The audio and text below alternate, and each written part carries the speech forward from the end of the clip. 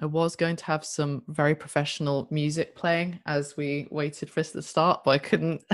You can't share a screen and share computer sound. So apologies for the awkward silence. Next time we'll see if we can get some live music. Matt, can you play any instruments? I can give you some music if you want. Great. What can you do? What Oh, is that?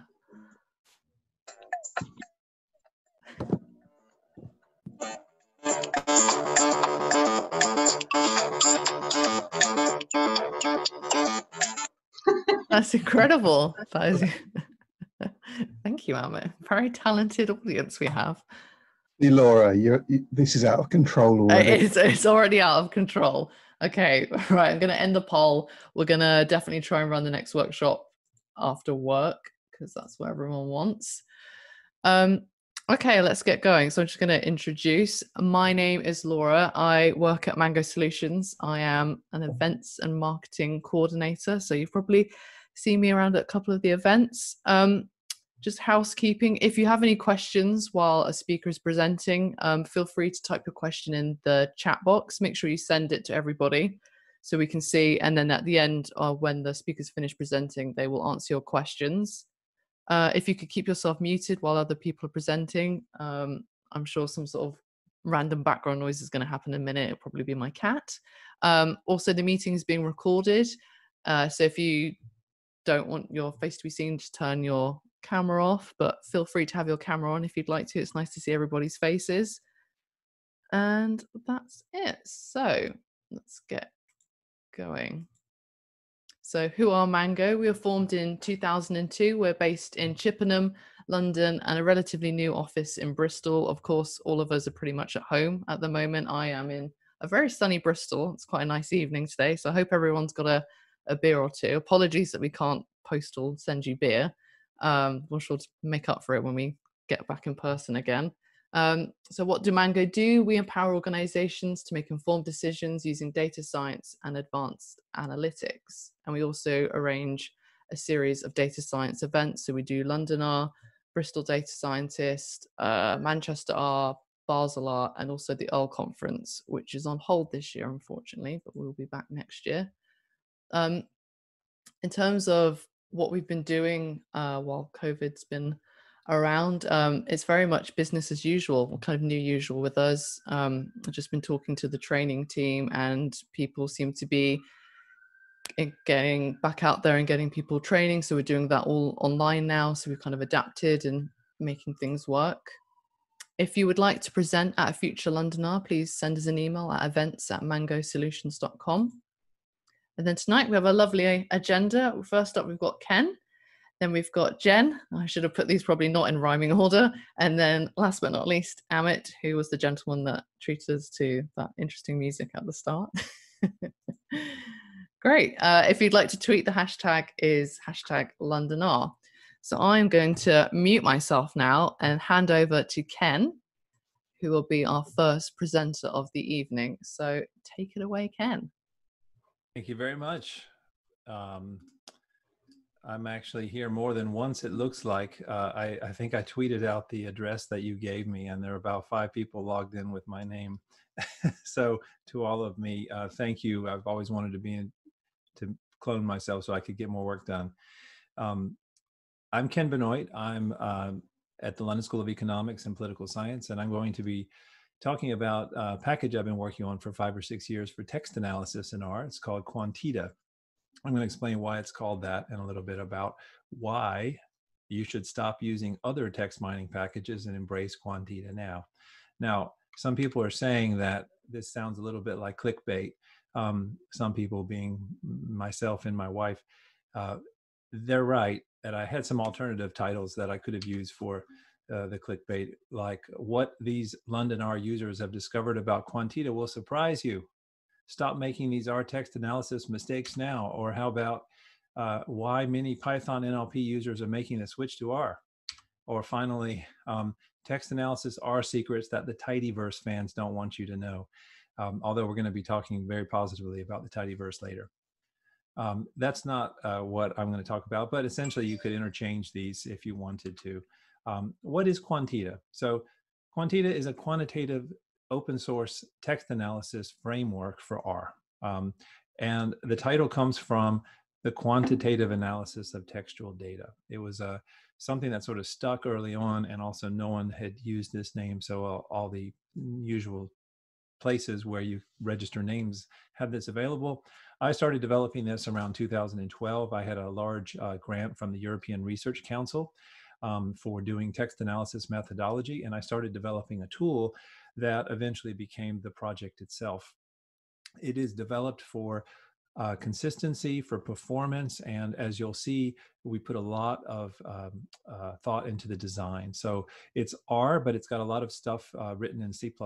It uses the Intel threading building blocks library for multi-threading at the C++ level. So it's multi-platform, genuine multi-threading. And it's fast. It's faster than other R packages, including TM and tidytext. And it's even faster than Python packages like GenSim. I'm not going to show you direct comparisons, but we have some on our websites. It's fully multilingual, so it works with Asian language text like Chinese, Japanese, and Korean, which can be challenging to tokenize. And we have Chinese, Japanese language tutorials on our instructional materials on our websites. And it's also increasingly, and I know this because every time I update it, I have a lot of dependencies to check. A lot of other packages now are increasingly built using quanteda as a framework. So I'm going to give you basically 6 reasons why you should use quanteda, and maybe there's a bonus reason. So reason number 1, why would you use quanteda for your text analysis needs? Well, the reason is simple, and this is one I don't have to spend much time convincing you about. It's R, right? Why would you want to do text analysis in R? I don't need to convince you, but there are a lot of Python people out there and a few Java users who might say, well, why are you doing text analysis in R at all? And I know I'm preaching to the choir here, but essentially, one of the nice things about staying in the R universe is that you don't need additional libraries like pandas, because the R objects that quanteda uses are built into the very DNA of R, and the whole package ecosystem relies on the objects that we have overclassed basically for the core objects in quanteda. Quantitative analysis is a lot simpler. You can do this directly. You can do statistical analysis directly with the quantities that you compute in quanteda. And also, I can just say, as a reason on its own, ggplot2, everyone's favorite everyone's favorite R plotting library, but it should be everyone's favorite plotting library, period, I would say. We could also say the tidyverse is a big and extremely popular framework for dealing with not necessarily the textual objects, but a lot of the metadata that is associated with the textual objects. And then RStudio. I've used a lot of IDEs, and RStudio is it just gets better and better. The guys at RStudio are amazing. It's a wonderful environment to work in, whether you're developing or whether you're doing analysis. Okay, reason number 2. It does everything in text analysis, and it does it with awesome design. So it's kind of 2 reasons in one. This is the basic process of doing text analysis. And if you want to demystify this, I know that there are more complicated things when you get into neural network models and you need token streams. But if we want to really simplify it, we start with raw text. We need something that will handle what we call corpora, or collections of text. You can see these over here on the left. You can read the original data. We have to run that through a sort of meat grinder to tokenize it, to split this into words or n-grams or streams of words, but usually just words. We have to process those features to remove certain things we don't want, like punctuation, typically be removed, maybe stem the words. We have to select those features, and then we have to compile this into a matrix. And in quanteda, it's always documents are the rows, and features or words or things that came from words, could be n-grams or parts of words, are the columns, what we call features. This gives us our matrix. And once we have the matrix, then we can do things that are built for this, in this case, sparse matrix, such as computing statistics. We can fit models, we can do machine learning, we can do scaling, we can compute word vectors or word embedding models, we can fit topic models, and we want to be able to plot this information. And thinking about these things basically come directly after we've made this into a quantitative object. So we've got to go from the qualitative text to quantitative object, and then we have to fit models that are appropriate for text and appropriate for that quantitative object. And we spent a lot of time doing this in what we think is correct way and also an efficient way. So just to give you an idea about the design, there are core object types in quanteda that construct things, such as building a corpus. Cool, someone's drawing on my screen. How did that happen? You can construct tokens objects. You can construct what we call a document feature matrix or a feature co-occurrence matrix. You can construct dictionary, which are basically structured word lexicons. Then there are functions to compute textual statistics, text models, text plots. And then there are a bunch of functions that basically use the sort of grammar that you'd find in R. If you want to know the number of documents in any object, indoc. Why? It's like inrow or incall. These are very familiar to people that we extended from sort of the base R grammar because we are working in R. But if you look at the index for this package, it's so logically organized that if you don't know where something is, you sort of know where it should be. And if you are thinking of a new function, you know where it ought to be placed, right? That's the idea, rather than just sort of naming things in a haphazard way. There is a grammar to the naming of things in quanteda, and there's a strict logic to how these names interact with what goes into the function and what comes out of the function. We have functions for corpus, for example, that if you want to have a constructor, you use corpus, but if you want to do anything to that corpus, every one of the corpus underscore functions has a verb, and that verb describes what happens when you send it the object, which is a corpus. It modifies it and returns a corpus. Anything corpus underscore takes in a corpus, outputs a corpus. Same thing for tokens. We can do things for tokens that will take in tokens, modify that, return tokens. And the verbs basically explain what they do, such as stemming the tokens or applying a dictionary to the tokens to create not original tokens, but to map them to dictionary keys, to create n-grams, to select or remove the tokens, to change their case, or to concatenate tokens that might be in a sequence for multi-word expressions is a really useful one. We have the same thing for document feature matrices. We can group them, we can apply dictionaries to them, we can select features, remove features, trim things based on threshold-based feature selection. We can weight the document feature matrix. Document feature matrix is a sparse matrix, and that sparsity is super important to anything relating to computational efficiency and also to making sure that things are fast. So nothing that we do ever lets the document feature matrix go into a dense matrix ever. That's one of the keys to performance.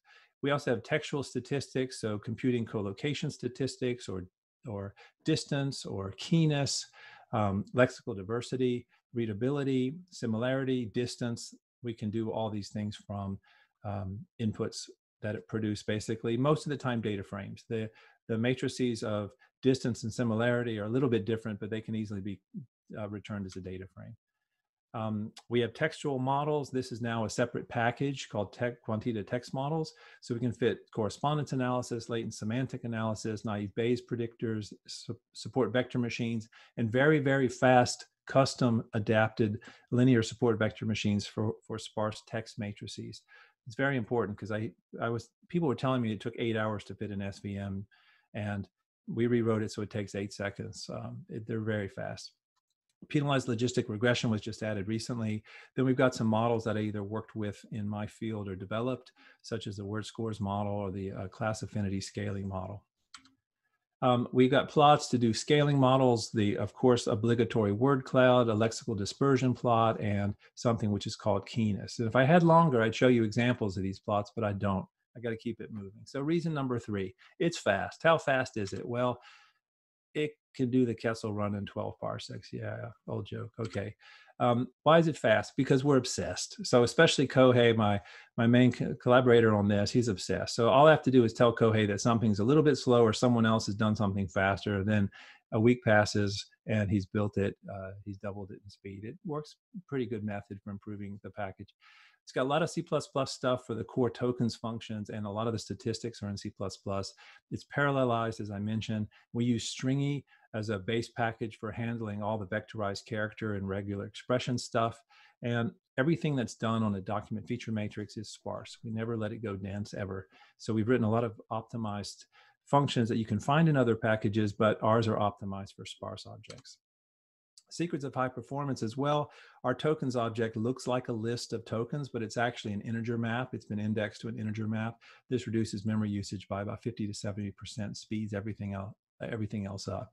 And the way that we compute parallel operations is very fast because of the level at which it's done. It's also multi-platform. And this is just the sort of thing you can benchmark when you turn on the, say, 4, actually in this case, cores, or actually multi-threads of cores have more than 1, they have 2 usually. You can do this and you can see things happening for certain operations and watch it speed up and hear your fan go, and it's pretty cool. Reason number 4, great support. Our team, our great, highly paid, no, they're not, support team. We've got great documentation. These are links, and I'd be happy to make these slides available, but quanteda.io is the main, what do they call that? The package down site that's got all the references and a lot of articles, including examples.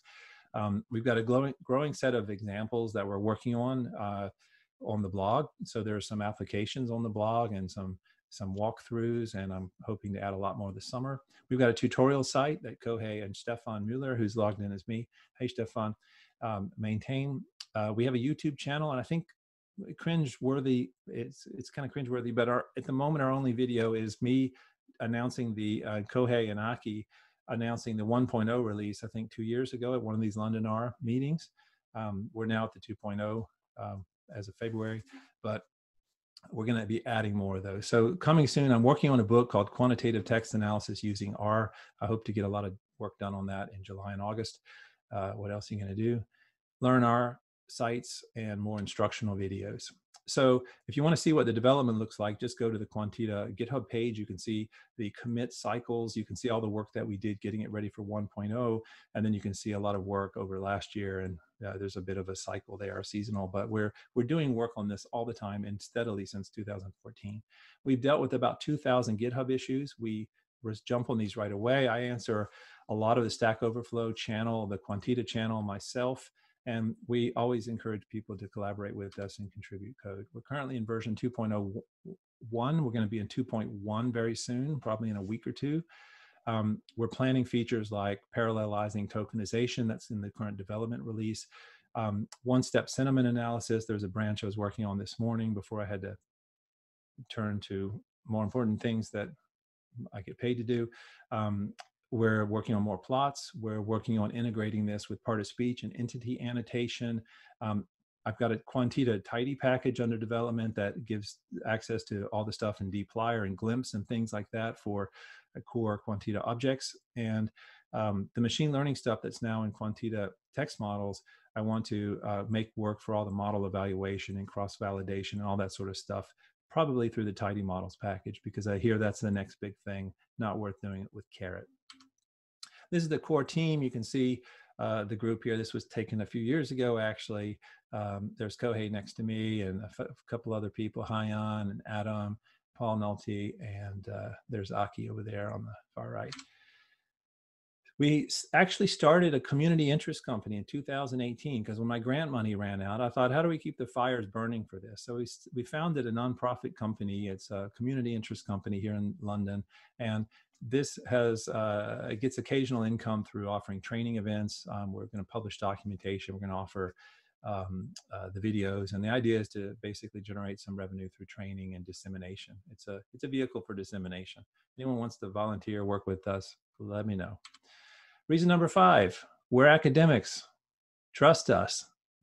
You can see the little footnote there, but verify. This is what we do. We basically engage in critical responses and picking apart what each other do. But it means that everything that you'll see is assuming we're going to have a full frontal assault by a horde of, I don't know, PhD students who have something to prove. We have bibliographic references to all sources. We test from the original sources when we develop something using original examples. So there are a lot of references to textbooks and things that we might teach in our courses. We publish scientific papers with these methods and with these applications, and some of the methods are unique to Quanteda because they were developed by the authors. And our user base is heavily academic, so they give us a lot of feedback, often at the source code level or at the algorithmic level. I would also say we don't just write this package, we also use it. And actually, we use it all the time. So we're users of this. And when something annoys us, we fix it. When something doesn't work for us, we fix it. And that's one of the reasons we add features and we improve things, because we are our own user base in many ways. Reason number 6, the last reason, is it works great with other packages. So if you're using quanteda, you don't have to make a choice that says, okay, I can't use anything else because I'm locked in. It's not like that. Our core objects are basically overclassed core R objects. So corpus is a special character vector. Tokens and dictionaries, they're special lists. DFM is a special type of sparse matrix from the capital M matrix package. All of our text-stat objects are data frames. All of our text model objects, they're kind of like other GLM or LM objects. They're lists with a lot of elements, but we've written all the standard methods that work with those, like predict, summary, coefficients can be extracted, print methods, summary, that sort of thing. And then we have this function called convert. So if you don't like our document feature matrix, you can convert this to anything to work with any other package. And there's actually a long list of packages that we can make this work with. So you can convert it to TM if you really want to. You can convert it to one of the topic model formats, or for latent semantic analysis, or just a plain old data frame, or of course a matrix. And we like to be able to hand off things to other packages that do things that we're going to let them do and not try to incorporate. So text to vec, Dmitry Selenov's package for fitting glove vectors. You can take our feature co-occurrence matrix and input that directly. You can take our document feature matrix and input that to the STM for structural topic models or any of the other ones almost directly. We've got a function that basically converts the token stream for fitting that in Keras models for more advanced multi-layer network models. We've got translators in tidytext. I've actually written some of those functions in the tidytext package to make it work with quanteda very well. You can use foreign tokenizers as of our 2.0 release. So it's very easy to use, for example, the tokenizers package, on which I'm a co-author, to basically build your tokenization if you want to, although quanteda's tokenizer is pretty good and pretty fast. And if you can go back and forth between TM. We're soon to be working really well with the tidyverse. We've been re-exporting the Magritter pipe operator since version 1. So if you're using quanteda, that's automatically available, and everything is built so that it works with that. But we've got this package I've been working on called quanteda tidy that gives you the best of dplyr for managing document level metadata. I'm working on, like I said, integrating this quanteda text models with the tidy models package for evaluating model performance. And yeah, I think some of those bullet points are repeated. Oh yes, there's a bonus reason 7 from one of the Monty Python films. The quanteda universe keeps on expanding and expanding in all the directions it can whiz. So these are packages that have either, the dark blue ones here are standalone that a lot of people are using for other purposes. So read text is just a way to get text into R. It's actually one of the hardest things to do with text analysis, reading your text. Spacey R is a wrapper to the Spacey Python package. It's a brilliant package if you're using Python, but it doesn't do a lot of the text analysis stuff. It does basically the natural language processing stuff. We've got a stopwords package that was originally in quanteda until we made it a standalone. It's our most downloaded package. It's even got a sort of use stopwords function. So for your own package, if you need stopwords, you run this function and it actually adds it to your package, and then you re-export the objects. Quanteda text models was spun off at version 2 from quanteda, so it's actually just taking the text model stuff and putting them in their own package, but you have to have quanteda to use that. And then these gray ones over here are not yet on CRAN, but they're under active development, and they require quanteda in order to work. If you want to see more, check out quanteda.io and follow the links, and feel free to ask me any questions. I think I stuck to time pretty well. It's about 20 minutes. I didn't want to spend more time because I want to ask my questions. So, yeah, there's a couple of thanks a lot, Ken. There's we could awkwardly clap. I can see some clapping on the video. That's nice. There's a couple of questions in the chat. Can you see those? If not, I can read them out to you.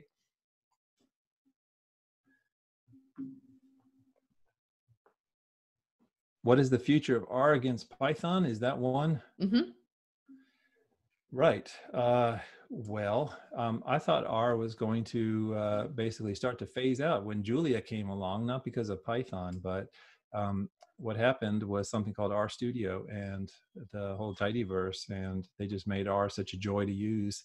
And the R community is so incredible that R is a great language. You can get it to perform if you know how to use it, and if you're very disciplined in when you write code for R, because it's very easy to become a complete mess.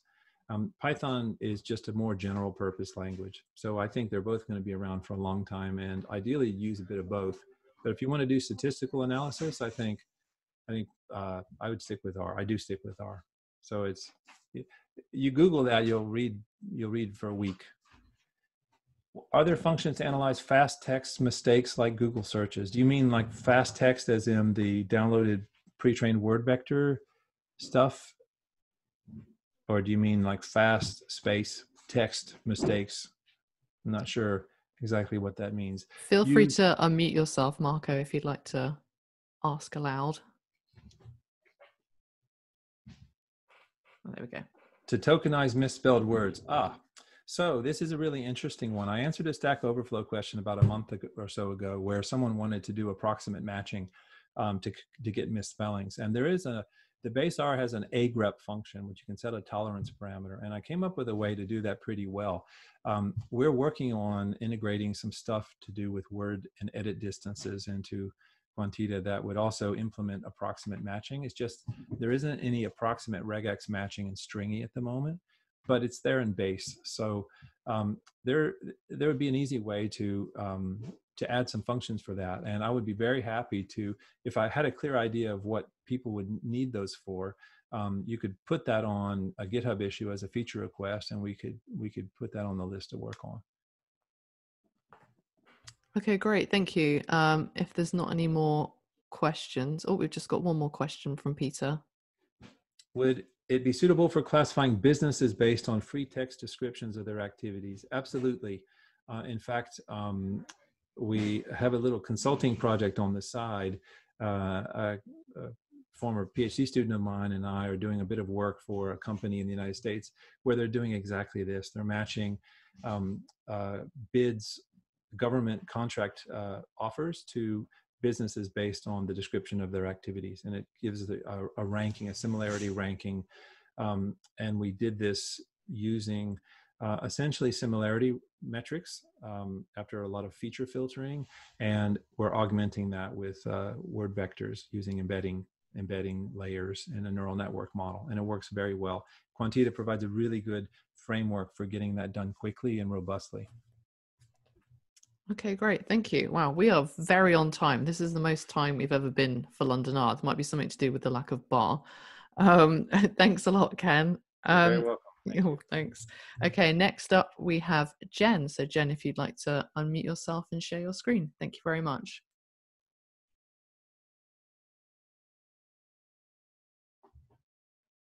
Hello everyone. So thank you for joining this evening. I'm going to try and share my screen. Now, can you see my screen or can you see my notes? Can't see anything yet, Jen. All right, let me try again. Sorry.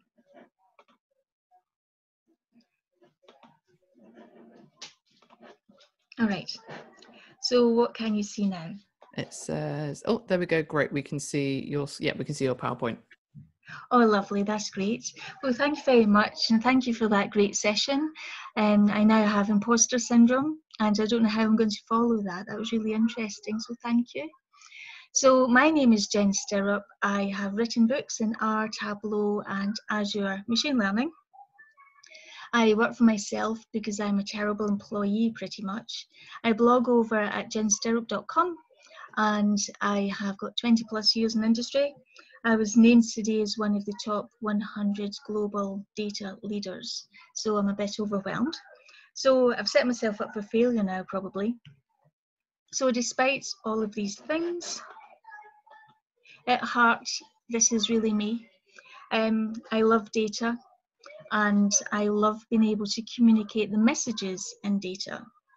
Now, the problem with data visualization is that people all want the data visualization their way.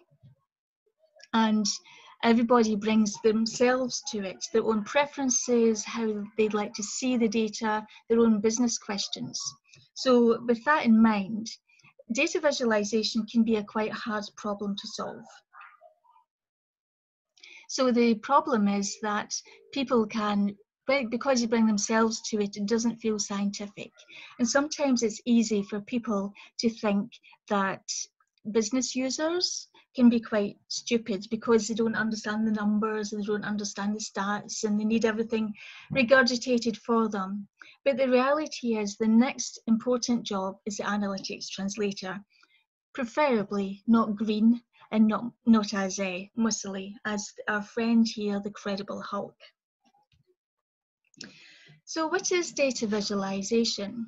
When we think about data visualization, people get confused sometimes with infographics. An example of an infographic would be something like the London Tube map, where the patterns have been regurgitated for you and made easy to understand. The idea of data visualization is that it's a key area in which people understand and communicate with data. We know that data is not valueless. People either love what they see or they hate what they see. If they're bored by it, it's because you're not showing them something that interests them. And I believe that things pop out at business leaders and decision makers when we show them the right data. So in this topic, what I'd like to do is explain some of the psychology behind data visualization to help you to think about what makes a really good data visualization, and then I'll show you some examples in ggplot2, what's right with them and what's not so right with them. So data visualization is often about telling stories. It's harder than we might think. It's part art, part science, and we are trying to capture something that's moving all the time, whether it's a business environment or a scientific environment. We can see with the challenges of conveying the data for the COVID-19 virus that data sometimes just needs that extra explanation.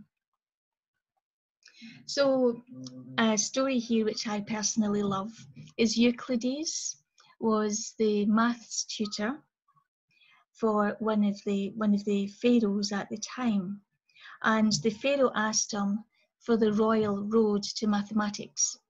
So the royal road at that time was the roads that only the pharaoh could use. No one else, they were only for royalty, and they offered the straight and most direct path between the cities. So what he was asking for was the royal road to mathematics, make it easy for a king. And Euclides said, well, no, you have to put the work in. And he didn't like that very much, but he did hire him to be his maths tutor. And we find the same things. We need data human-sized so we can understand it. We need data that's often machine scale, and we need that parceled up in a way that's made human scale so that we can understand it and people can make the right decisions from it. So here's some examples where people just haven't grasped the numbers. George W. Bush, bless him, is clearly a budget. It has a lot of numbers in it. And then we've got a quote from Lewis Carroll: the different branches of arithmetic: ambition, distraction, uglification, and derision. And that's so true when we start to introduce people to data. They bring themselves to it and they have a reaction. So what we're trying to do is give people data in such a way that things pop out at them and they can draw their own conclusions. It's harder than it sounds. Why can't everyone just love pie charts, right? So computers are, in a way, anti-Faraday machines. Faraday once said that he couldn't understand it until he could count it, whereas computers could count but not understand. And we're trying to bridge that gap between computers and understanding, because it is very challenging to understand data on its own, particularly when we have a flood of data like we saw recently. You may have seen President Donald Trump this week saying that, of course, people would find more testing, more positive test results for COVID And his recommendation was that we slow down the testing so that we find less cases. So I'm still puzzling over that, but it seems very challenging to understand data. And the networks we have now, especially in social media, allow us unprecedented access to data. That can turn into information, which can turn into knowledge and sometimes wisdom. Although it does seem like a bit of a funnel. We have a lot of data, we have tons of data actually, then we have lots of information, perhaps not so much knowledge, and it seems less wisdom and less purpose when we are dealing with the sensitivities and the changes of things like our planet and ethics and things that we all care about. So that's why data literacy is something that people use, and it sounds demeaning and diminishing to say that someone is data illiterate. I personally prefer the term visual literacy, because you're trying to help people use their vision in order to understand data. And why is that important? Because people make lots of mistakes with data, and until you visualize it, you don't see it. So here's an example where the NHS recorded 20,000 pregnant men in the UK, and it must have been quite a party, who knows? But how did that happen? So obviously something wrong with the data. They also referred 8,000 geriatrics to gynecology, which apparently was not correct, as well as 3,000 people attending geriatric services. So sometimes the data, although it sounds funny, people can make really difficult mistakes because they haven't understood the data, and sometimes that's because of the visualization. Making something pretty doesn't make it right. People don't understand 3D always very often, unless there's a scientific reason usually to display the data that way. And data has to be accurate. There are lots of examples of inaccuracies that we see, particularly in newspaper reports. That's a separate presentation. So why is it important? Because data is important. We need, we've got this very famous example from Anscombe, and what he talked about was using, we can just look at the summary of the data, but until we plot it, then that helps give us a different understanding. We know with Anscombe that he generated a sample data set with the same descriptive statistics, but very different numbers. And I think when we visualize the data, it really helps people to understand it. So sometimes it can lead to tragedy. You may be familiar with the Challenger rocket, which blew up, or actually it imploded in January of 1986. That was the coldest Florida on record, actually. And the morning before the rocket went up, the engineers were defrosting it, which obviously is highly unusual.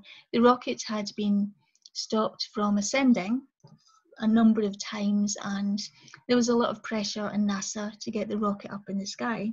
This photograph was taken just a few minutes before it imploded. You can't see here, but the rocket itself has got O-rings on the side of it. And the O-rings are designed to hold the rocket and the fuel together, just to get it up out of the orbit. But the O-rings froze, and very sadly, the astronauts on board died. So one reason people made a bad decision that day was because of the data visualization. I don't know about you, but this looks like a box of crayons to me. What this is supposed to show is the effect of temperature on the O-rings.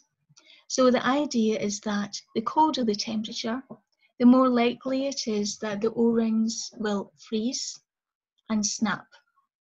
And what we do know is that's one of the main reasons that the tragedy happened.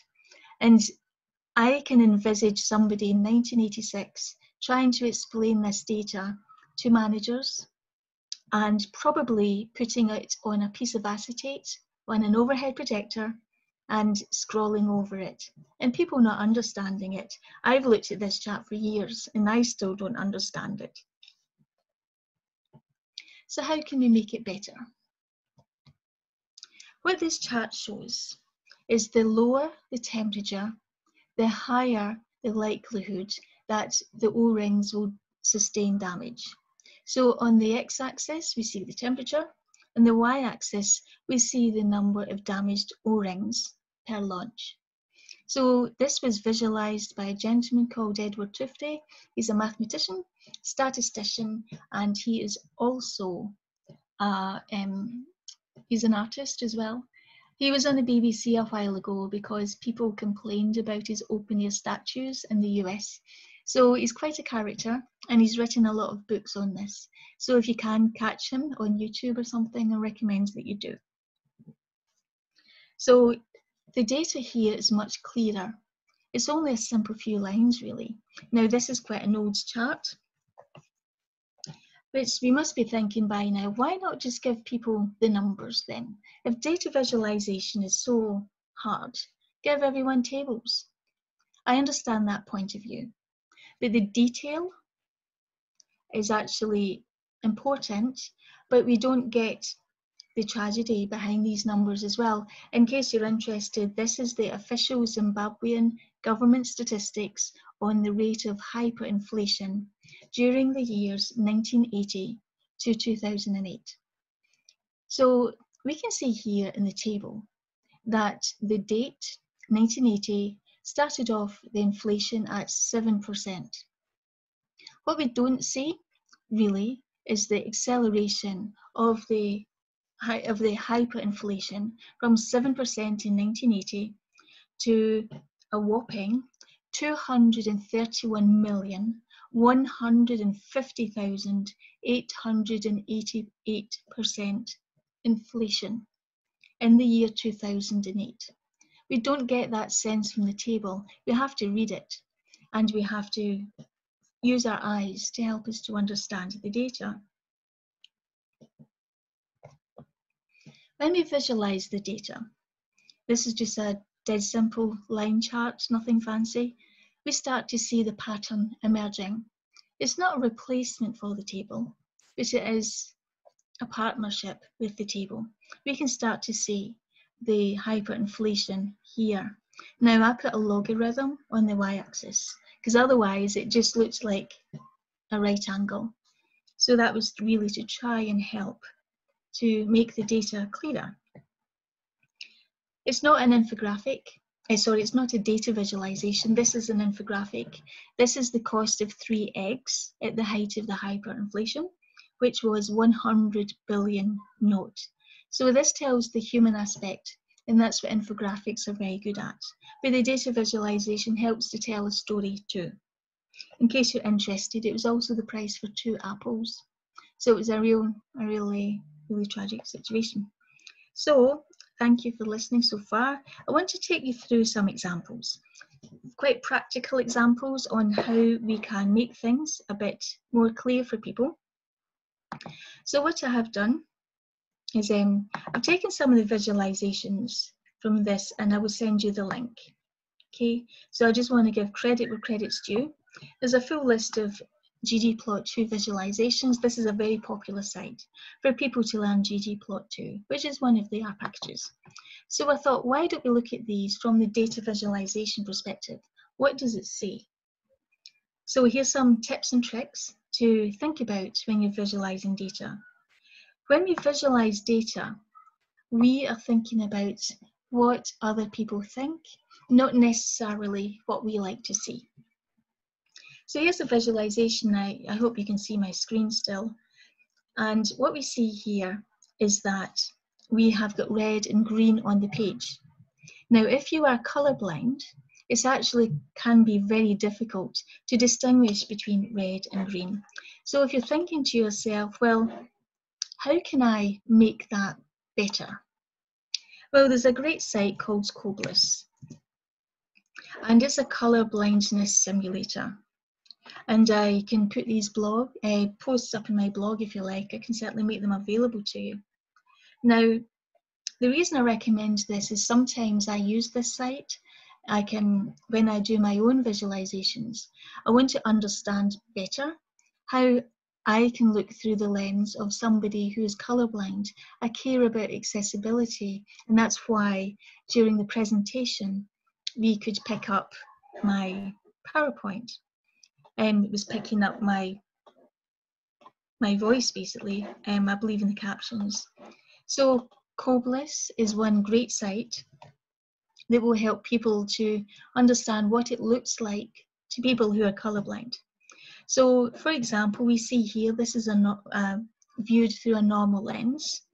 But when we start to look at it, if you have got red weak colour blindness, it's quite a big change. Suddenly it looks so much more grey, and it's harder to distinguish the colours. So if you've got red blind, you can't see the red at all. Now, colour blindness accounts for 12% of males, 1% of females, and there are plenty of different types of colour blindness. So actually, if you are presenting data to your employees or your team members, you may potentially have someone there who's colourblind. It's important to think about that person.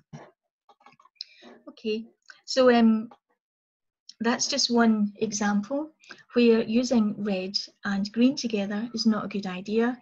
An example that might be better is to use something like, you can use, I'll find it now, springing. Okay, so if we use orange, can be better, and use a light blue. So if anybody has seen Tableau, you will know that they often start with an orange and blue colour palette, and that's why. Some people like it, some people don't. I'm not trying to sell Tableau, I'm just suggesting them as one of the ways that you could potentially think about making this better. So how does it look when you use orange and red? Orange and blue. What we can do is minimise the good points, which is the blue, and start to focus on the orange points. Because often when we want to visualise good and bad, we're actually more interested in the bad points rather than the good ones. So I know it seems odd to focus so much on colour, but I do find it's one of the most hard things for people to focus on when they are building charts. They tend to stay with the default. So if you're thinking about colours and you're doing it for a corporation, what I tend to do is I tend to pick a colour from their website. I use eyedropper, I pick out the HTML, and I use a HTML colour chooser to try and find something that will look good. So I'm just going to pull out another example. So here's just a quick example here. So this is okay.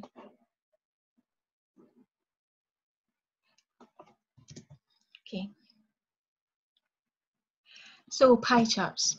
Pie charts are ubiquitous. Why? I've actually really no idea. But people do tend to overuse them. Now, humans are not good at two things. Well, more than two things, quite frankly. But we're specifically not very good at telling area or telling angles. So pie charts mix both of those. And so do donut charts. And if you read some authors, they will tell you the only thing worse for visualizing data than a pie chart is actually multiple pie charts on the same page. They take up a lot of real estate. Now, when people look at a pie chart, the frame of reference is actually midday, 12 o'clock. The further you move away from that 12 o'clock point, it's harder for people to understand. So what happens is they start to read the numbers. And if they're just going to read numbers, you should maybe just give them a table. So you're actually probably better giving them like a bar chart or a horizontal bar chart, or it can be vertical as well. Now, the reason I suggest those is because bar charts and column charts do not confuse area and angle as much. So I can see some items in the chat window. Okay, don't hate in the donuts. I like donuts, just not on the page. So I'll come back to the questions if that's okay, because otherwise I forget what I was going to say. So pie charts are okay if you have between 3 to 5 slices. The best pie charts are pictures of meringues or some sort of cake. I'm happy with that. Notes are happy with this. A few reasons: area and angle. And if you take the numbers of this and you ask people to say something like, what percentage is that? but hides the percentages, they'll probably give you the wrong answer, and I dare you to go and try it, okay? And you'll be surprised at the answers you get. So there's homework for everyone. Go and do pie charts with lots of slices, and then test to see what percentages people come up with.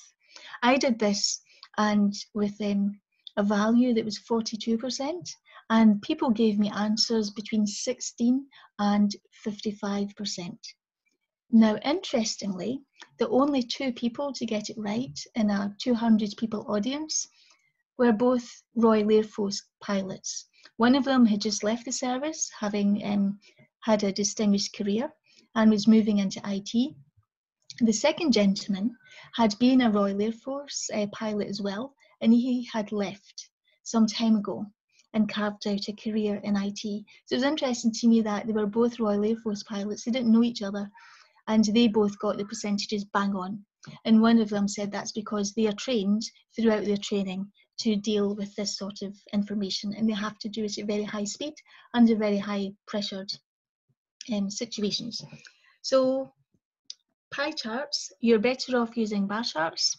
I know that that's going to upset people. So, but that's why there is science behind it. We're not good at angles. I also don't like this because of the colour palette. Now, normally you get a diverging palette, a sequential palette, and a categorical palette. A diverging palette is where you go from a very light shade of a colour, say for example light blue, right through to a bright dark blue.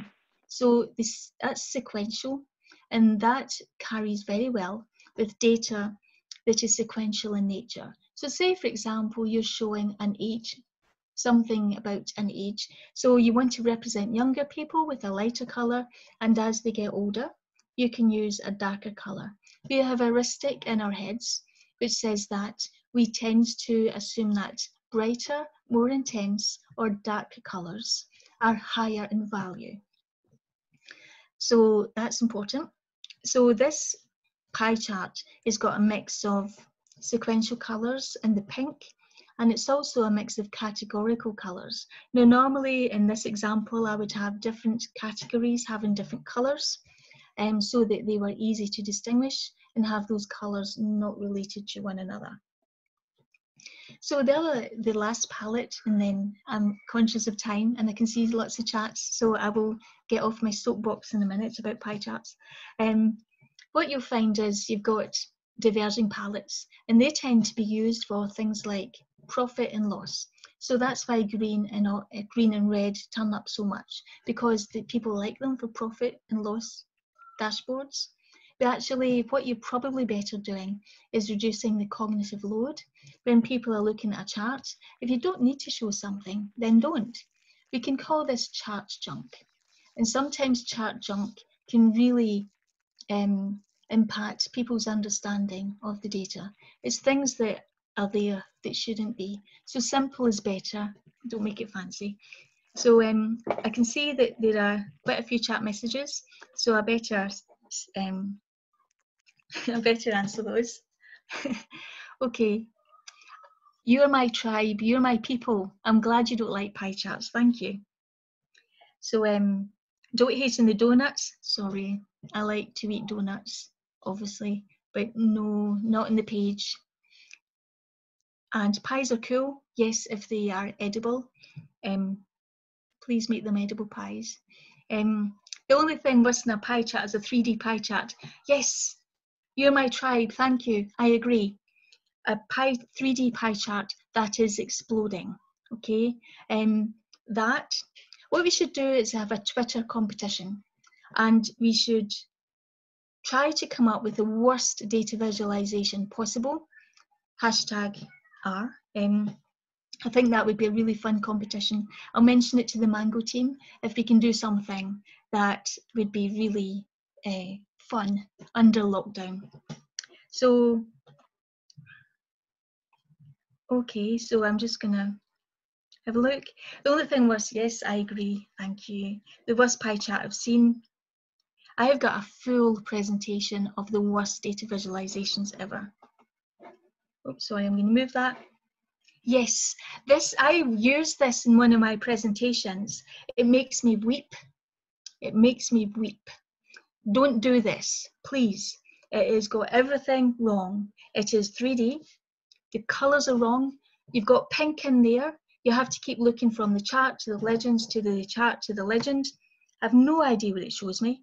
Does it add up to 100%? I'd have to look. I don't know. What is the big why? Why? Just why? And the hatched thing is Excel in 1980s. Excel called, they want the graphics back, and it's from the 1980s. Don't do this. So let's visualize anything in Matplotlib. That's funny.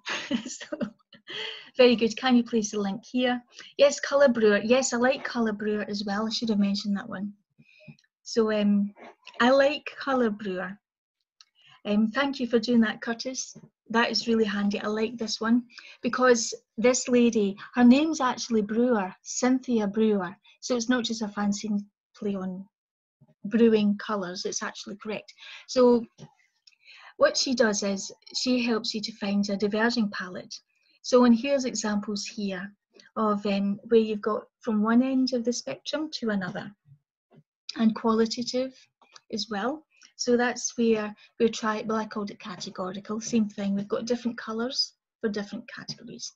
Sequential is this. So I have, so I'm just gonna check the chat. I could talk about this all night, but I'm conscious there are other speakers. And maybe, yes, colourblind, yes, I agree. They should be more respectful and not use colour-blind colours, things that you can't see properly. I did read once that one of the executives in business for business objects was colourblind, and I thought, change it all. You have the power. What about bright colours for low vision? So that's a good idea. I would like to learn more about that. The reason I get into data visualization, actually quite a personal reason, I was told when I was in my early 20s that I was going blind in my left eye. So I spent a lot of time trying to work out how can I arrange information and data so I can see it better. I must say I was very lucky. I didn't go blind, as I don't have good vision there, but I can drive and I can see reasonably well. Although sometimes I don't really recognise people at a distance, and I feel rude because they'll come up and talk to me, and I just haven't seen them. It's embarrassing. So yeah, I've got contact details. My website is here. Now my website is bright pink because I like pink really, but I did try and make it sort of one colour. That's me, admittedly a very much younger picture of me. I just haven't had time to fix it.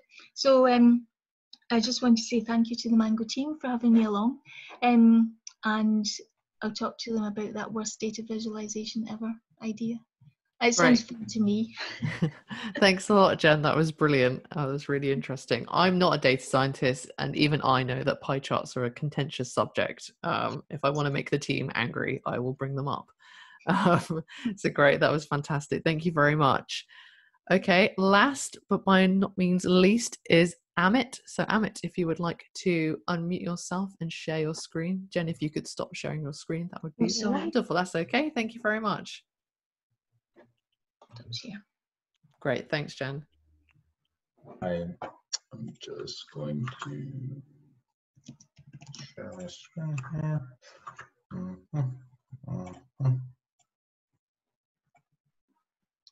There we go. How am I coming through?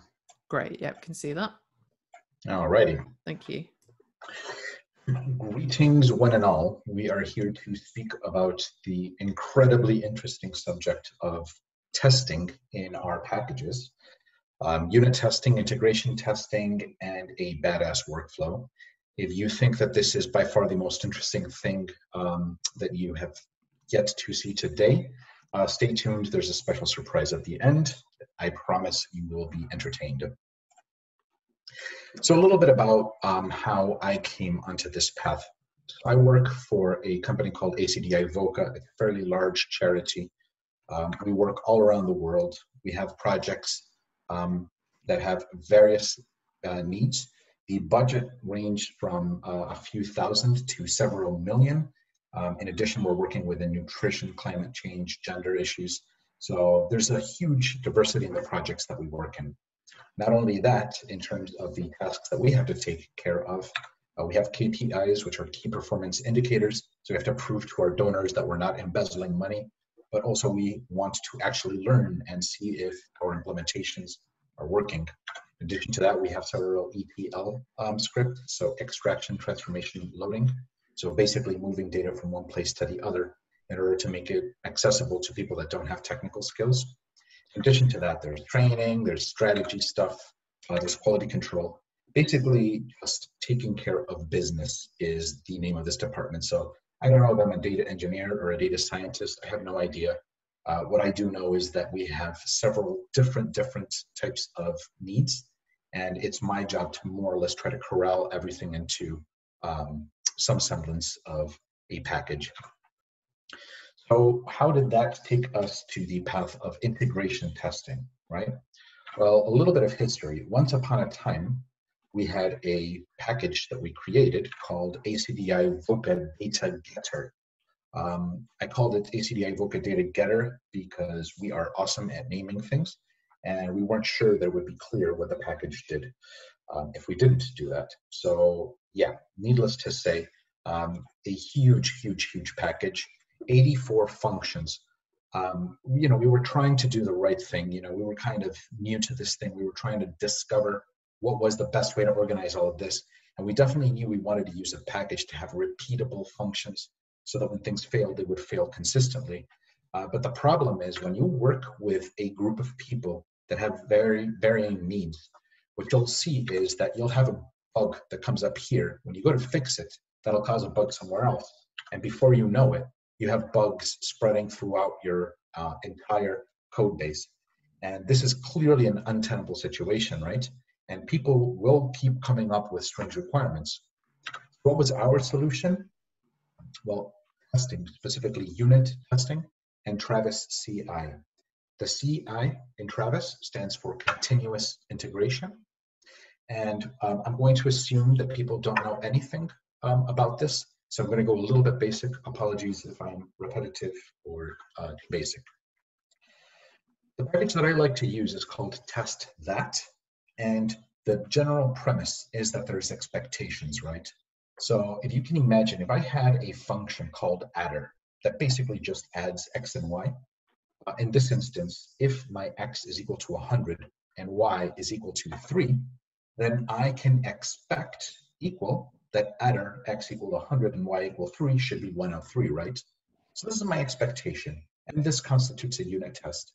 So once I write this in, the idea is that the code that causes this expectation to happen will be checked forever. So if anything happens, if I do anything to that portion of that code that breaks this logic, then it should throw an error, right?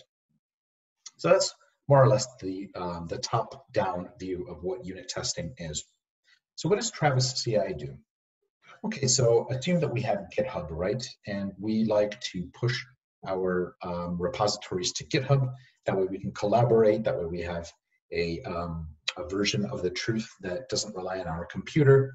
There is a version of the truth that we can synchronize to the various servers, etc. So we push our things to GitHub. Okay, well what Travis does is Travis sits there and listens to every push. And it's got a green stamp and a red stamp. It issues the green stamp if no unit test has been violated. If even one of the unit tests have been violated, then it'll throw me the red stamp. So the general concept is before accepting new code, check it, don't break nothing, right? Now, it's not going to prevent me from pushing code that breaks things to GitHub, but it will at least let me know if there is a problem, more or less. I'm generalizing here. So this was wonderful. So we were adding tests, we were increasing the code coverage on our package, so making sure that we were looking after more cases, and this really did help. It really transformed the way that we worked. We got about 382 unit tests in when we realized that every single time that we would run this, it would take 30 minutes to run, which means when I identify a bug that requires me to change one character on one function, I have to sit there waiting 30 minutes because all of the 82 or 84, however many functions, have to reprocess, and all the unit tests were firing, right? So that clearly wasn't tenable. So where did we go from there? Well, we broke up the ACDA Voca data getter into the constituent packages. So basically, we created a package per functional group. So we created the connectors. This is the main package. This connects to the SQL databases.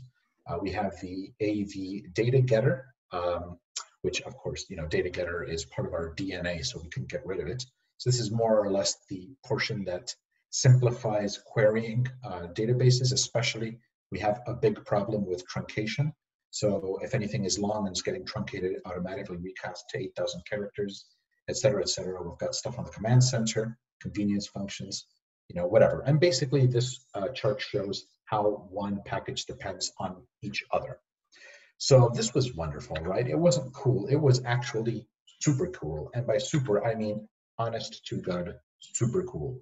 This really changed our life. We had fast tests. Everything was wonderful. We were super, super happy.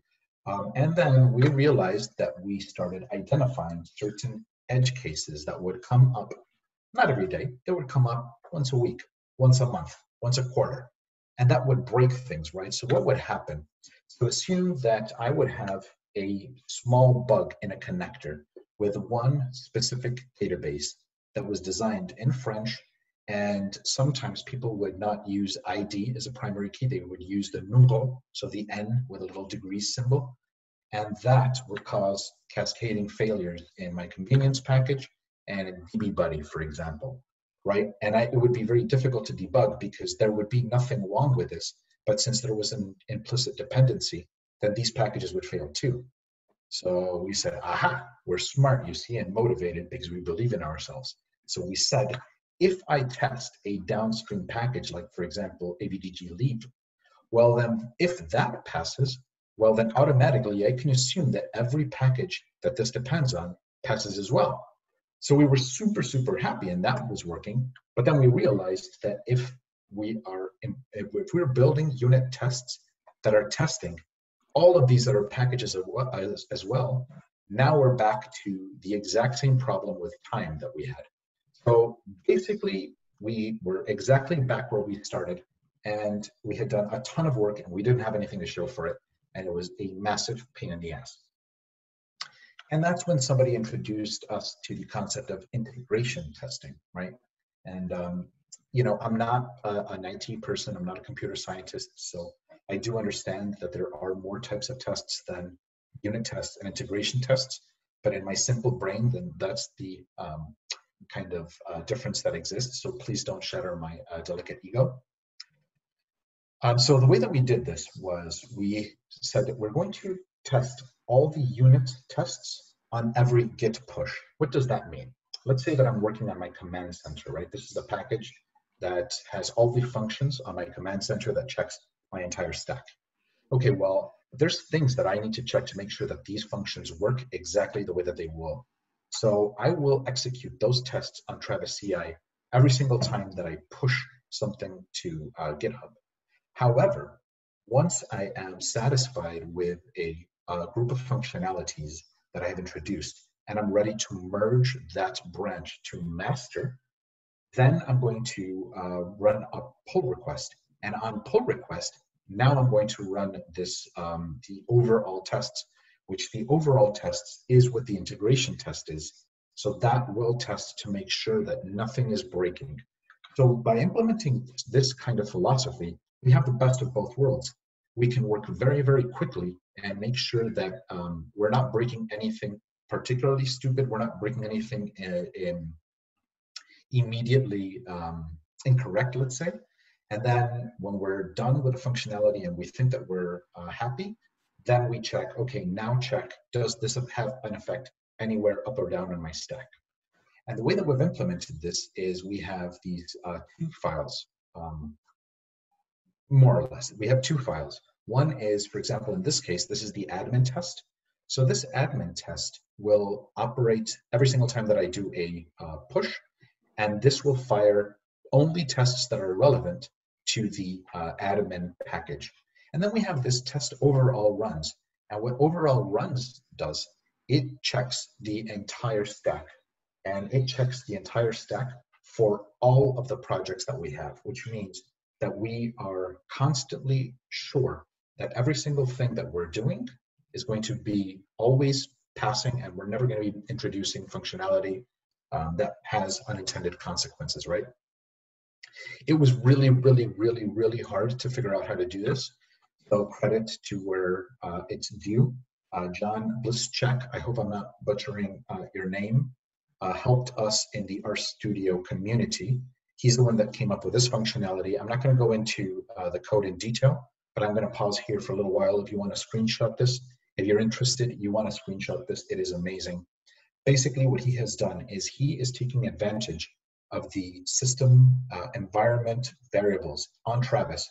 And based on that, he's pulling and figuring out if the specific action on Travis is a pull request or not. He's functionalizing this in this function that is useful in R. And by doing that, all I have to do is put skip on Travis commit in one of these files, and that file will not run on unless it's a pull request. So, you know, really, really, really worked out great. What it translates to, and I know that I didn't realize until late that the example that I copy pasted, they're for different repositories, but you know, you're gonna have to trust me that the effect is more or less the same. You can see that when we push something, you know, the test runtime is quite short. I mean, it's long for a unit test, I know, but this specific repository has a lot of, a ton of SQL queries, so, you know, 5 minutes isn't the end of the world. Whereas we have a much greater 15-minute runtime when we're doing a pull request and accepting something into the master, right?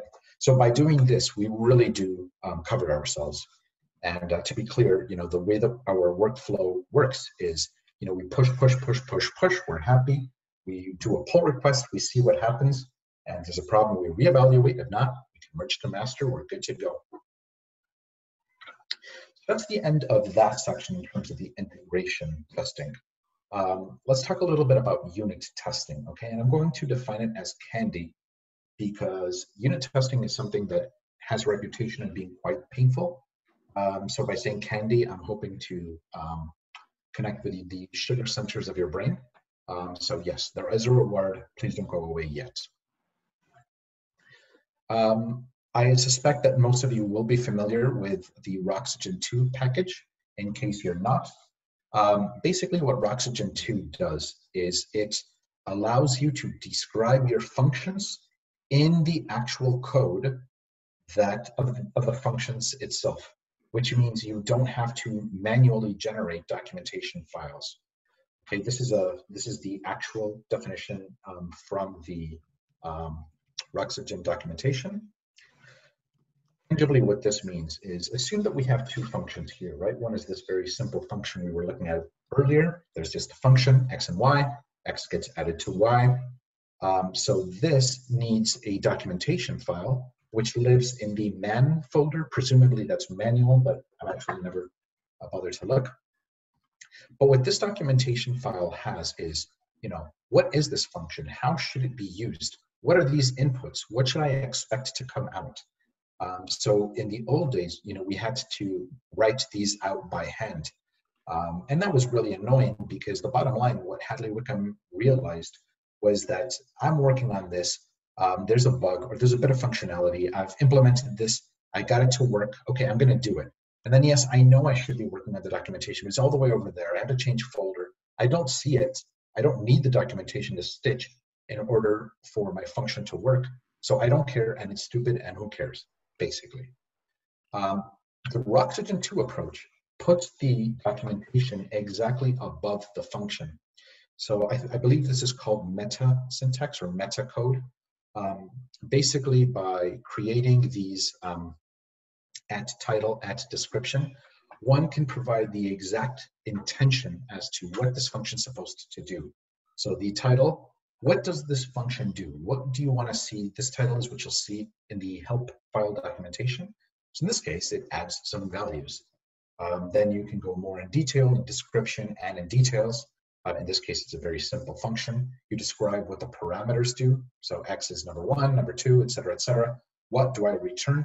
And the benefit to this approach is that as I make a modification here, the code is right here. You know, I don't have the plausible deniability that I didn't know where it was or it was too far. It's right here. If I make a modification to the input, I can just make the change here. It's not the end of the world, right? And once you do this, all you have to do is call Roxygen2 Roxygenize, and it will automatically create for you these documentation files. This is really, really, really cool. Now, if you think that remembering all of this is even quite hard, I'm linking a repository here. It's Sinew. It's a wonderful package, and it has an add-in. So from RStudio, all you have to do is run this function. You double-click on that, and then you run his add-in, and it will automatically create the skeleton for you, even importing from otherwise exported functions from other packages. So it's really, really wonderful. You should take a look at this Sinew. But anyway, so this is the approach of Roxygen. It's very, very popular. Everybody is doing it, or at least all the cool kids. But what happens to the tests, right? So even though I have my Roxygen stuff here, even though I have my function here, so this all works great. But if I did want to add unit tests for this, I again have the situation that I got to go into the tests and test that folder and modify this text, and it's far and I don't remember, and who cares, and it doesn't need to be done in order for my code to work, and I'm on a deadline and I don't care, so I'm not going to do it, bottom line, right?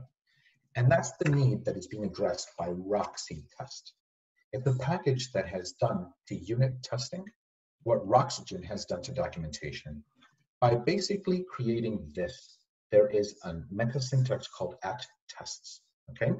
And what this does is it allows me to put all of my test expectations in the code, in the section called tests. And then as soon as there's one more step that you have to do in the description file to say that when you Roxygenize, there's certain things that should happen. So that it does take a little bit of setting up, but it's literally like you just have to copy paste something into your description file. You have to copy 2 things into your description file. So take a look here. This is the vignette. So take a look at how he recommends this be done. But this is really cool, right? Because now, you know, my function is down here, my documentation is right here, and my unit tests are here. That's wonderful. That really, really helps. So that has also helped us keep everything together so that we don't have to dig around the code and try to figure out what's where. So I think I've made it this far, and I am going to, well, I'm not going to click anymore to see if anyone's still there, and I assume you all are still here. So here is the new thing. How do you think up tests? It dawned on me, I was teaching somebody unit tests a couple of months ago, and they said, but how do you think of what you should test for? And I had actually not thought of that, right? That is an actual valid question. It's difficult to understand what use cases should go in those unit tests. And that is the need that is being addressed by meet func test matrix maker, a brand new function, literally completed about 4 hours ago. And that is the problem that I'm attempting to resolve. It's literally as easy as 1, 2, 3. Step 1. You may have noticed that in the param functionality, in the param meta syntax before, we had this, right? This is new. This isn't part of Roxygen. Test from. So this is something that I have added in my package, which allows you to specify what inputs you might expect for X. It is my hypothesis, and I am curious actually to see if it holds, but it's easier to think about, you know, I have a function, what might a user enter into X? What might they enter into Y?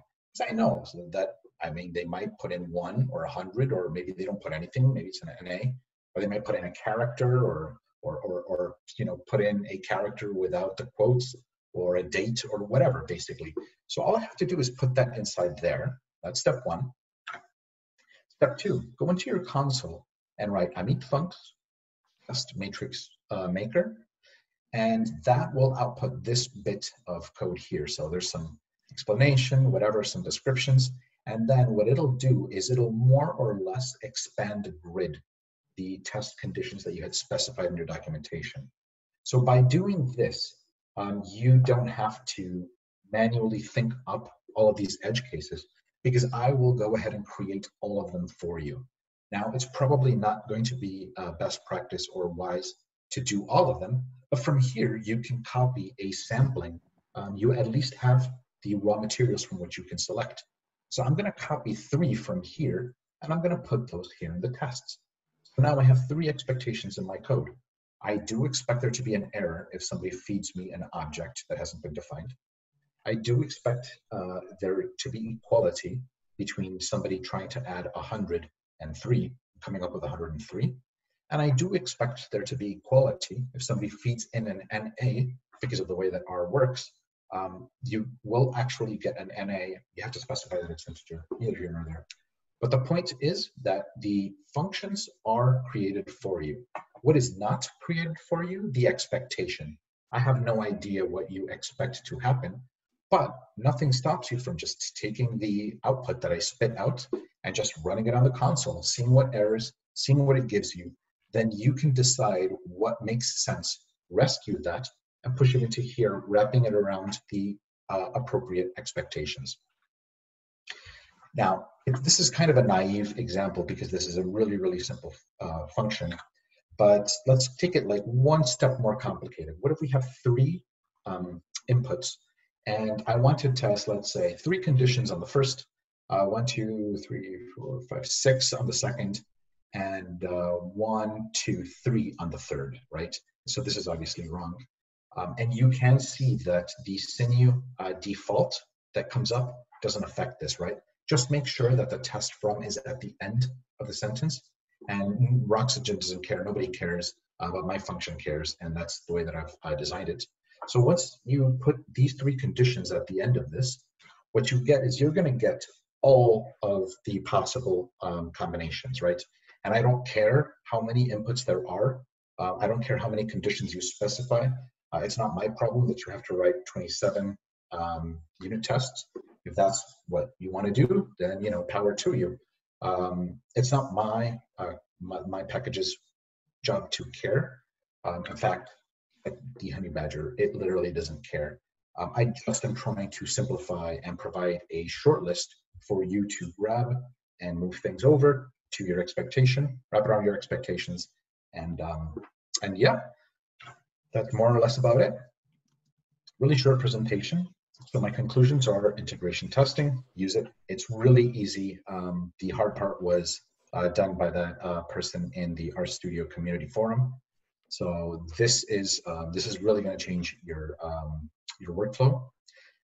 Put the unit tests with the Roxygen 2 documentation using Roxy test. This is going to make sure that you're not making a change that's going to have unforeseen consequences. And I made Funk's test matrix maker.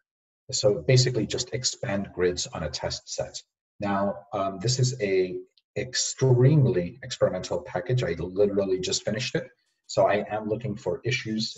And if anyone finds anything, wants to throw me a quick pull request, I'm happy to review that. And don't look too much at the rest of this. This is my catch-all package for everything that doesn't have a good place. So don't judge me too bad. But yeah, other than that, thank you very much. You can download the Amit Funks on this link. And yeah, if you want to hit me up for anything, my Twitter is VizMonkey. Thank you very much. Thanks, Amit. There's a couple of questions on the chat. I don't know if you've caught those. Sure, let me go back here. Jen Stura, GitHub Actions are pretty good for testing too. Yep. I've been moving from Travis and AppVeyor to GitHub Actions for new projects. Yeah, I'm not gonna lie to you. I'm just now trying to mess around with GitHub. We have a really complicated workflow because to make Travis work with the system that we have set up, we have to actually install 2 different kinds of SQL drivers, which I tried to do. It took me forever. It literally took me 99 tries to get it to work once. It stopped working and I had no idea. So we paid for somebody to do that for us. That's Steph Locke, who is awesome. I don't know if she's there. But yeah, she helped us with that. So that's the only reason why I haven't messed around with it more. But I am playing with the GitHub Actions on my personal repos. And yeah, they look really promising. In fact, I think I started messing around with that one in the package Amit Funks. So yeah, it's really, really good, definitely. I don't know about Adfair or about Circle CI. But yeah, great on that one. I believe many are moving to that, yep. That's available in RStudio 2, creating a Roxygen 2 skeleton for any function. Yeah, I did not know that. There's a way to do that from the RStudio UI, so you don't need to use Sinew, Kenneth? That's cool. I did not know that. Awesome, I'll look that up. Can you define intermediate variables in the Roxygen tests?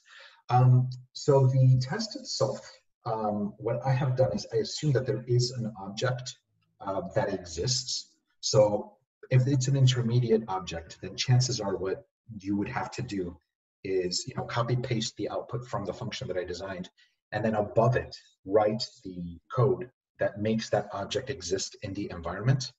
I'm not sure actually what would be the best way to operationalize that. But I do understand what you're saying. The tests that I have shown are extremely naive, and they do assume that all the inputs are, you know, basically not objects. So yeah, I don't know what the best way to solve that is. But yeah, if you have any ideas, Jamie, I would be delighted to hear them. Please do share them in an issue. That's awesome. I did not know about Roxy test. Thanks. I mean, yeah, it's so cool. What's surprising to me is that, you know, Hadley Wickham is so good at understanding what the pain points are, you know?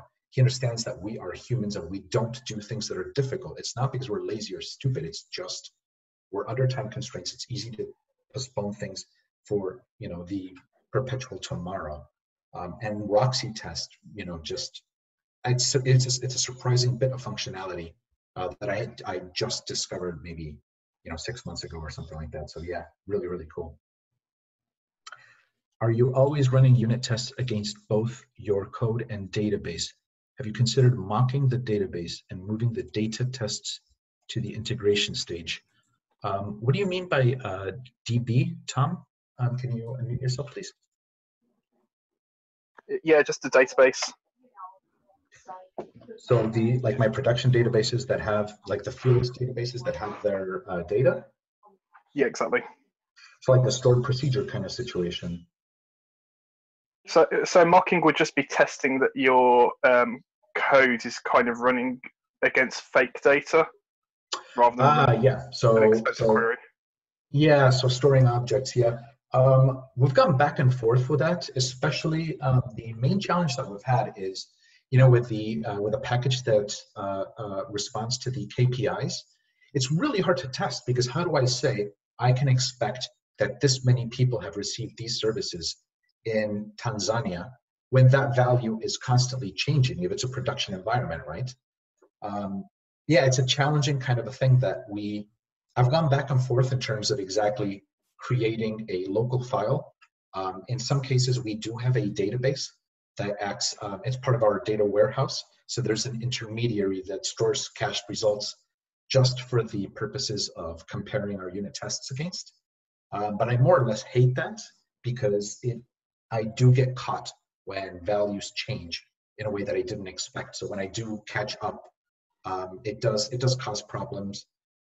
So I do that a little bit. Honestly, yeah, I've been doing this for quite some time, but I'm not sure what the best solution for that one is right now. Sorry, not a great answer. But yeah, the bottom line is I don't know. Tom, so does integration testing only matter for a package with downstream dependencies? I also don't know the answer to that question. The way that I view integration testing, and granted, I am an idiot that basically just uses this for the downstream dependencies. I see integration testing as a general sanity check towards what this package is supposed to accomplish within the greater purpose, right? So if I see unit tests as the what, and I see integration tests as the why. So there are some packages that we have that do not have downstream dependencies, that we do have a separation between the unit tests and the integration tests, but I'm not sure that it's theory-based, so I'm going to stop right there. And I'm actually going to throw that back to the audience. If anybody is more savvy than me, does anyone want to unmute themselves and answer that question?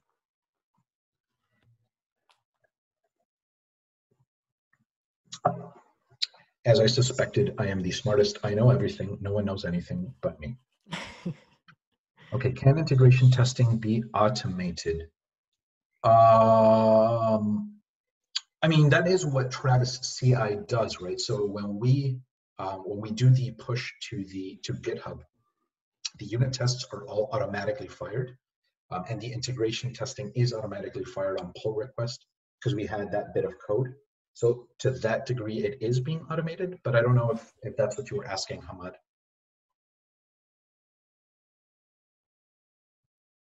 Do you want to unmute yourself, Mr. Hamad? Okay. So yeah, so that is more or less, so it is automated in that sense. I hope that's what you meant. P.S. Tom says, P.S. I love the expand grid function. I can never think of what I'm supposed to be testing with unit tests. No, but it's not, you're not wrong, you know, you're not wrong. The concept of unit tests is more abstract than I think.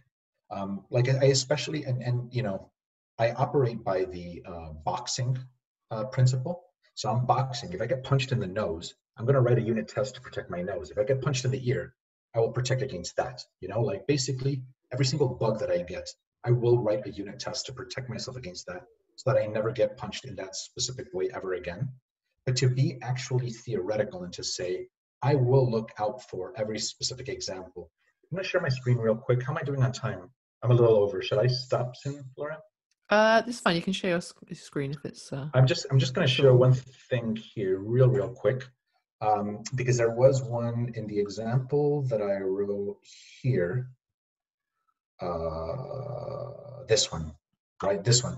And the reason why I wanted to show this example, check me, right? I didn't want to get too deep into the code, but if so, this, you know, highly specific case is comparing thing one and thing two. And if they are not the same class, then it'll complain. So the reason why this is a specifically interesting case is because the tests will pass or fail depending on not one but both inputs. So if I pass a number to both thing one and thing two, the test will pass. If I pass a character to thing one, thing two, it'll pass. If I do one and one, then the test will fail.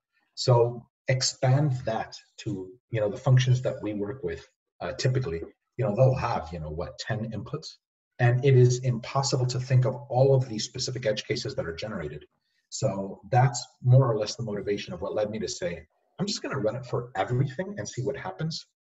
And then, you know, if tests are duplicate or they're testing the same general concept, then I don't have to write 37 tests that'll tell me the same thing, right? I can just write that one.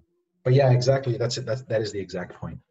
Sorry, now I'm 5 minutes over. Let me double time the rest of these questions here. I'll try the package, but DittoDB looks quite good as a fake database for unit tests. Our package, that's cool. I did not know about that. I will check it out. Can we get slides for AKK for all three brilliant presenters? I will sell my slides to you, Hamad, for $37 billion. I was going to say, Amit, Ken, and Jen, if you could please send me your slides, I will give them to people for free. They'll be, hopefully, if I get sent them, they'll be on the LondonR.org website tomorrow, and I'll also have a recording of this whole session as well, so no one will miss out. Okay, great. Okay, thank you so much, everyone, for presenting, and thank you, everyone, for joining. As I said, we'll have the slides and the recording of this up hopefully tomorrow. And next month, I aim to do a workshop. So it won't be presentations, it'll just be a workshop. And we'll do that after work at 6 o'clock because that got the most votes. And as a last request, I'd love it if everyone could turn their cameras on just for a second, just so I can take a picture if that's not too horrendous for everyone. I'd love it if everyone just now immediately leaves the meeting. It's actually nice to see some faces. I appreciate it must feel a bit awkward for the presenters presenting to a silent screen rather than an auditorium that we normally have. So that's really nice. There we go. I'm going to take a picture. Everyone wants to wave. Hi, everybody. Oh, I've got another page. That's great. Cool. All right. Thanks so much for joining, everybody. And we will see you all soon. See you. Bye. Thank you.